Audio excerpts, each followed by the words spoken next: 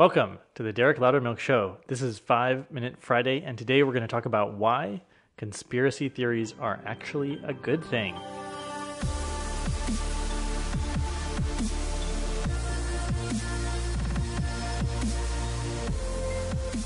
right, I know what you might be thinking. Conspiracy theories have led to dangerous polarization in America. Conspiracy theories are fake. Conspiracy theories cause violence and all these things that we don't want.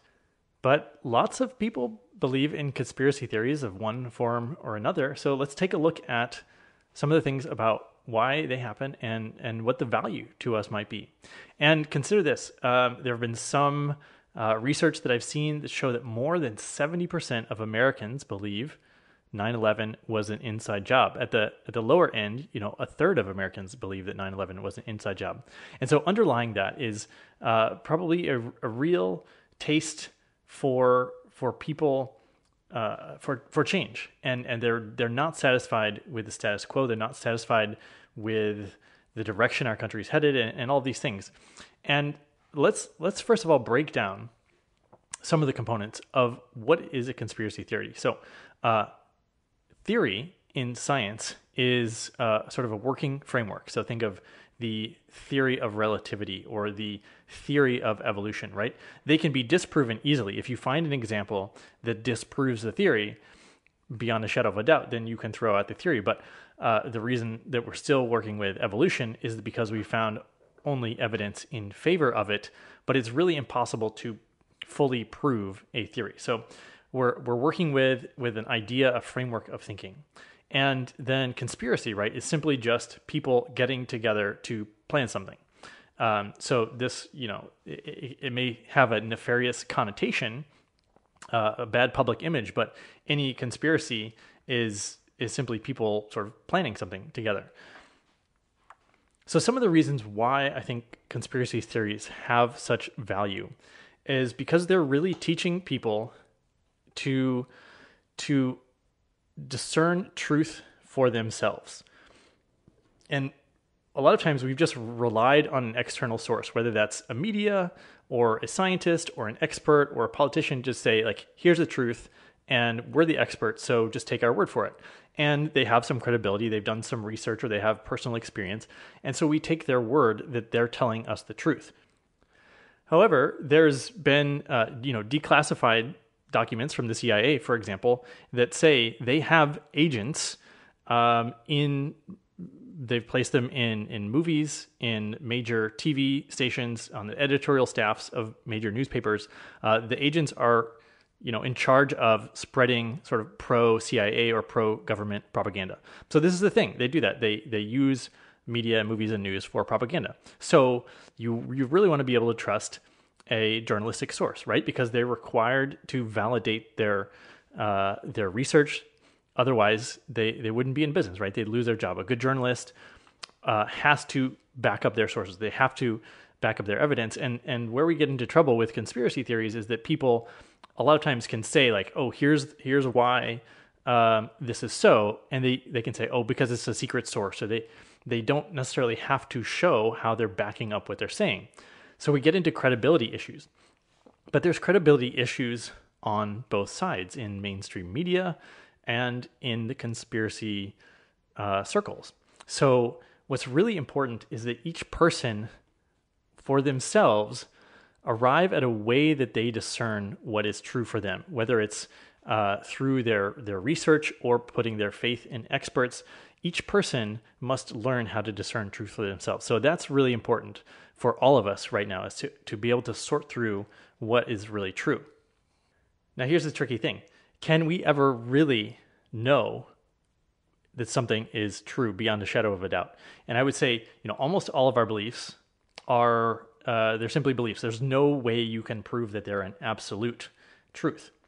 Even if we take something as in science, right? In a peer-reviewed journal, somebody publishes a finding and there's evidence to back up their position and their statistically significant data and all these things. Well, a lot of times these experiments are not repeatable by someone else. So is it that the experiment is a failure, or is it something different, or is there an influence, right? We know our consciousness influence the outcomes of all these things. And so really, how are we even determining truth in our science, the most rigorous, highly tested discipline that we have?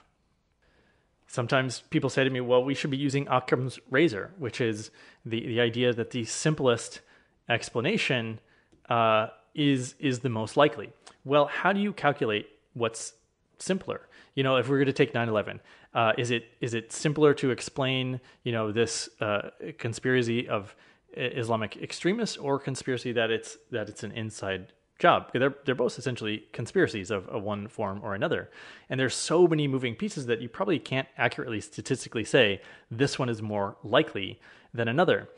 And when we're thinking about these conspiracy theories, one thing that's important to note is, what is the result? Like, who gains from a certain outcome? And, whether they're unintended gains, or, if a conspiracy theory turns out to be true, if they're well orchestrated gains by those who are in power. And, again, I'll come back to, like, we have deep fears of people consolidating power and using it to oppress people. This has happened throughout history. And so it's totally reasonable that people are wary of this.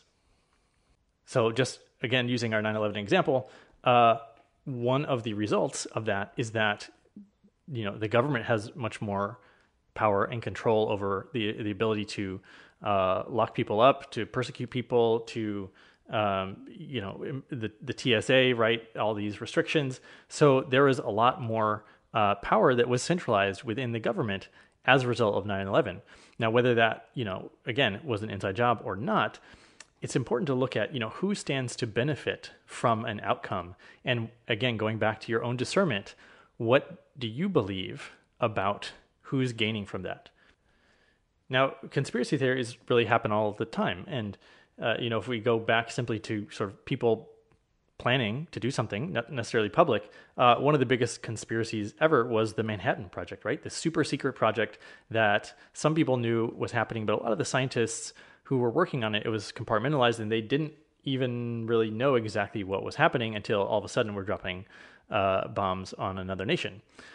Another historical example of a conspiracy was the Hunt brothers silver commodities market price manipulation in the 80s. They were able to sort of manipulate and drive the price really high for their own benefit.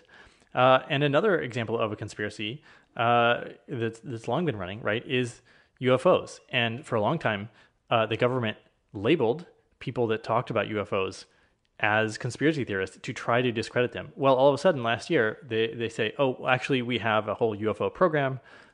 We've been studying UFOs for many decades. And, we have all this footage and all this evidence, and it's actually part of the government. So there's an abrupt sort of reveal that it's actually not a conspiracy theory, but just part of what the government thinks is important. So when you're sitting down to explore ideas, if you hear something, if you see something on the internet that goes against the sort of mainstream narrative, one thing that might happen is you reject it outright, right? Because your ego says, I'm not crazy. I'm not going to consider these other ideas. And you just sort of reject it out of hand.